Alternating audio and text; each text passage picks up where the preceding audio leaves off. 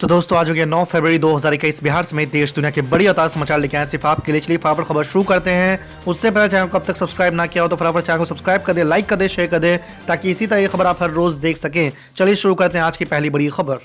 गुजरात के सूरत शहर में मनपा चुनाव के लिए सभी पार्टियां अपना दमखम दिखा रही है। अब इसी कड़ी में आम आदमी पार्टी की तरफ से राज्यसभा सांसद संजय सिंह ने रोड शो कर महानगर पालिका के चुनाव प्रचार की शुरुआत की। खास बात यह रही कि सांसद संजय सिंह ने सौराष्ट्रीयन पगड़ी पहन रखी थी। इस दौरान उन्होंने उम्मीदवारों के पक्ष में चुनाव प्रचार किया। सांसद ने कहा कि मनपा के चुनाव में आम आदमी पार्टी ने स्वच्छ छवि वाले उम्मीदवारों को ही टिकट दिया है। उन्होंने कहा कि बेहतर शिक्षा और अच्छे स्वास्थ्य के लिए लोग उनकी सरकार को चुने। आपको बता दें कि सांसद संजय सिंह ने कहा कि यदि मनपा के चुनाव में आम आदमी पार्टी सत्ता में काबिज हुई तो हम जनता के लिए मोहल्ला क्लिनिक की शुरुआत करेंगे और सभी का संपत्ति कर आधा कर देंगे। साथ ही उन्होंने सूबे की रूपानी सरकार पर निशाना साधते हुए कहा है कि सरकार कोरोना की रोकथाम में पूरी तरह से असफल रही है।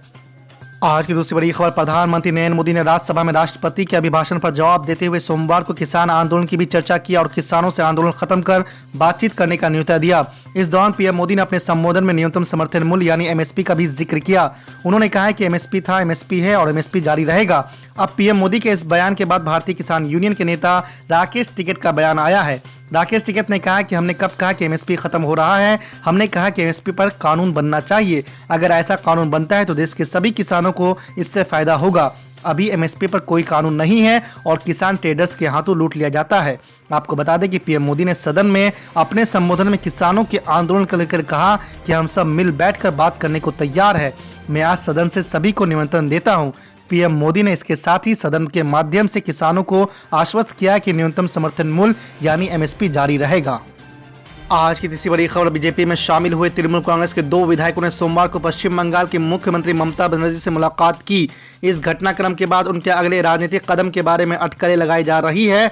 आपको बता दें कि बोगाईगांव से विधायक विश्वजीत दास और नौवापाड़ा के विधायक सुनील सिंह ने विधानसभा में उनके कक्ष में ममता बनर्जी से मुलाकात की। दोनों विधायकों ने दावा किया कि वो अपने निर्वाचन क्षेत्रों में विकास कार्यों के संबंध में मुख्यमंत्री से मिले थे। आपको बता दें कि इन दोनों विधायकों के निर्वाचन क्षेत्र उत्तर 24 परगना जिले में है। वहीं बीजेपी के राज्य इकाई के अध्यक्ष दिलीप घोष ने बैठक के पीछे किसी भी राजनीतिक मकसद को खारिज करते हुए कहा है कि उन्होंने इसके बारे में पार्टी को पूर्व सूचना दी थी। उन्होंने कहा कि इसे किसी और रूप में नहीं देखा जाना चाहिए। विधायकों के रूप में वो अपने निर्वाचन क्षेत्र में विकास के मुद्दे पर चर्चा करने के लिए मुख्यमंत्री से मिल सकते हैं। आपको बता दें कि दोनों विधायक 2019 के लोकसभा चुनाव के बाद बीजेपी में शामिल हो गए थे, लेकिन उन्होंने तृणमूल कांग्रेस के विधायक के रूप में इस्तीफा नहीं दिया था। आज की चौथी बड़ी खबर। बिहार में मंत्रिमंडल विस्तार आज होगा। सीएम नीतीश कुमार के कैबिनेट के इस विस्तार में भाजपा की ओर से शहनवाज हुसैन का शामिल होना लगभग तय माना जा रहा है। शहनवाज हुसैन के अलावा भाजपा की ओर से सम्राट चौधरी, संजय सरवगिया, संजय चौरसिया और नितिन नवीन के भी मंत्री बनने की उम्मीद है। आपको बता दें कि जनता दल यूनाइटेड कोटे से बीएसपी से आए जमा खान, निर्दलीय विधायक सुमित सिंह और पिछड़ा वर्ग से भागीरथी देवी के मंत्री बनने की संभावना है। आपको बता दें कि सीएम नीतीश कुमार अपने पहले कैबिनेट विस्तार में सभी वर्गों को प्रतिनिधित्व देने वाले हैं। बताया जा रहा है कि अनुभवी के साथ साथ मंत्रिमंडल में कई नए युवा चेहरों को भी मौका मिलेगा। नीतीश कुमार का जोर अच्छा प्रदर्शन करने वाले नेताओं को मंत्री बनाने पर है।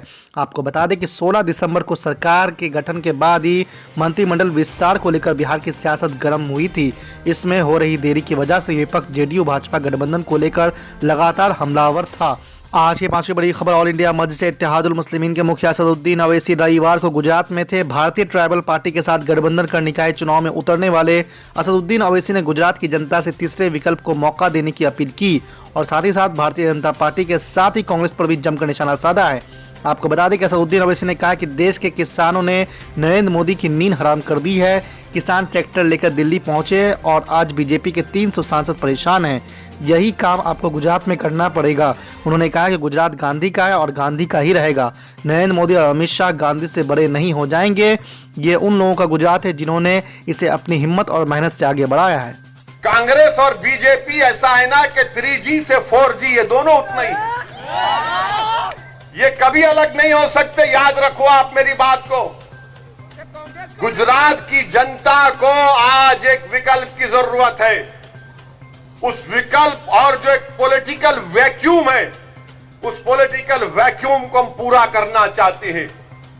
बहुत से मसाइल हैं मुसलमानों के, आदिवासी के, दलित भाई और बहनों के, ओबीसी समाज के।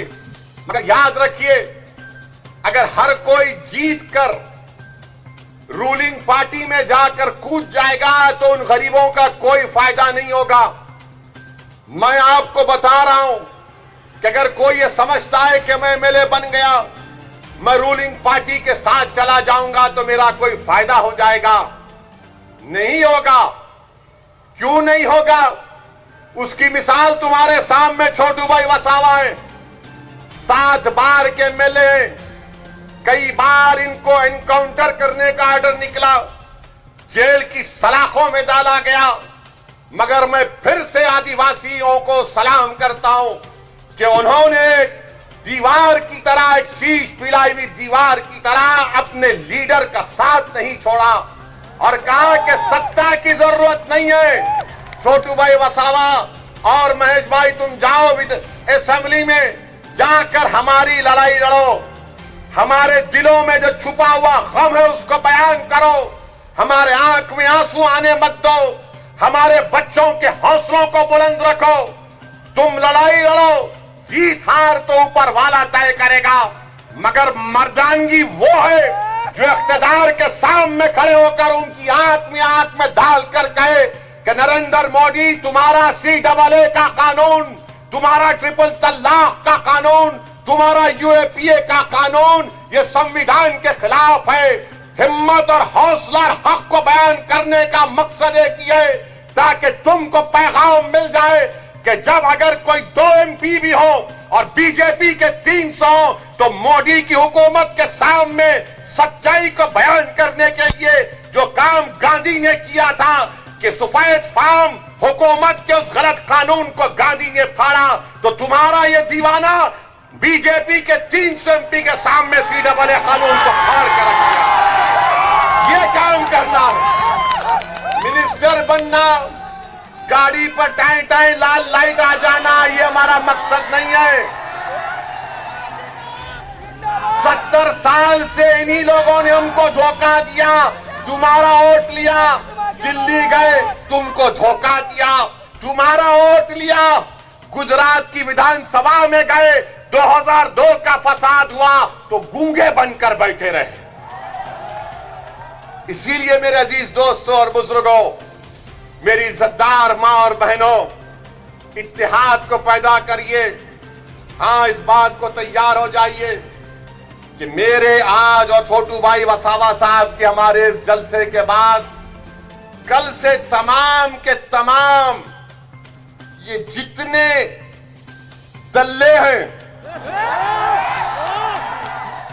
ये जितने चमचे हैं, ये जितना मुर्दार का इंसान का गोश्त खाने वाले गीबत शुरू करेंगे, तो देखो वो भड़काऊ भाषण दिया था, वो ऐसा बोला था। अरे याद रखो, मेरी तकरीर में एक पॉइंट भी कोई संविधान के खिलाफ नहीं है, ना है ना रहेगा। मैं थोड़ा बहुत कानून जानता हूं और कानून का लिहाज करना ये मेरी जिम्मेदारी है। कानून की इज्जत करना ये हम तमाम की जिम्मेदारी है। और वही कानून हमसे कहता है कि जब तुम आवाम के दरमियान में जाओ तो सच्चाई को बयान करो, अल्फाज को चाप कर बयान मत करो। ये हमसे नहीं हो सकता, ना कभी हुआ है ना कभी होगा इंशाअल्लाह ताला। अहम बात जो आपके सामने रखना चाहूंगा मेरे अजीज दोस्तों और बुजुर्गों, मजलिस के ताल्लुक से हम बिहार का इलेक्शन लड़े तो जैसा हम बिहार में गए सब शुरू हो गए, बैंड बाजा पार्टी शुरू हो गई कि देखो ओवैसी आया है, मजलिस आई है और मजलिस वोट काटेगी। हम 20 कैंडिडेट लड़े, 20 में 5 हमारे कामयाब हुए। और कहां से कामयाब हुए बिहार में? सीमांचल की सरजमीन से। बिहार में सबसे पसमानदा इलाका, बल्कि पूरे भारत का अगर कोई पसमानदा इलाका है तो सीमांचल का इलाका है। वहां की गरीब जनता ने हमको आशीर्वाद किया, हमको अपनी मोहब्बतों से नवाजा और हमको कामयाब किया। जब मजलिस के मुखालिफ लोग सीमांचल में मजलिस के खिलाफ पैगाम और मुहिम चला रहे थे,